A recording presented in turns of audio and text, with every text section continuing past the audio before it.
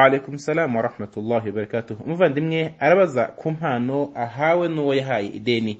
Alhamdulillah wassalatu wassalamu ala rasulillah wa ba'd. Umuntu iyo ahaye mugenzi we ideni harimo ibice bibiri. Igice cya mbere n'abantu bari basanzwe bafitanye umubano uhererekanya impano kandi ukanasurana banafitanye undi mubano n'indi mikore n'imikoranire hagati yabo.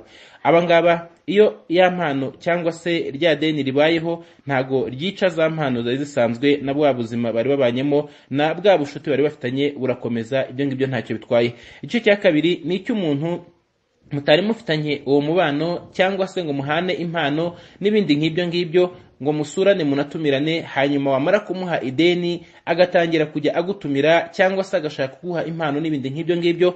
Ibi ngibi ni haramu muri Islamu ko wakira iyo mpano, kubera ko iyo mpano aba ari riba, ariko ari riba itaziguye itanasobanutse, ariko ni inzira mu nzira za riba. Nko kuba umuntu urugero waramugurije nka miliyoni hanyuma yarangiza agavuga ati reka nguhe 50,000 n'impano nguhaye, ariko ukomeze unyihanganire rya deni ryawe nzaryishyura kuko ntararibona, ariko aya ngayo ntago abarirwa muri rya deni n'impano yanjye gusa nkwihereye. Ibi ngibi ni haramu muri Islam. Ni haramu ko uyu nguyu uyatanze ayatanga gutya, nta nubwo ni na haramu ko uyu nguyu yahawe ayakiye ashingiye by'umwihariko ku ideni. Iyo ashingiye by'umwihariko ku ideni, iyi ni haramu ku buryo budasubirwaho. Naho iyo adashingiye ku ideni nabwo ni haramu, ariko yo itaremereye cyane ku buryo bukabije nk'iri ya mbere. Nko kuba urugero yaza agasanga ufite abashyitsi akavuga ati ufite abashyitsi reka ngufashe kubakira, agafata nk'ibihumbi 50 akaguha ati ngufashe kwakira abashyitsi, kandi musanzwe hari irindi deni agomba kuzakwishyura. Ibi ngibi ntago byemewe muri Islam. Umuntu agomba kwirinda iyi mitungo yose ifitanye isano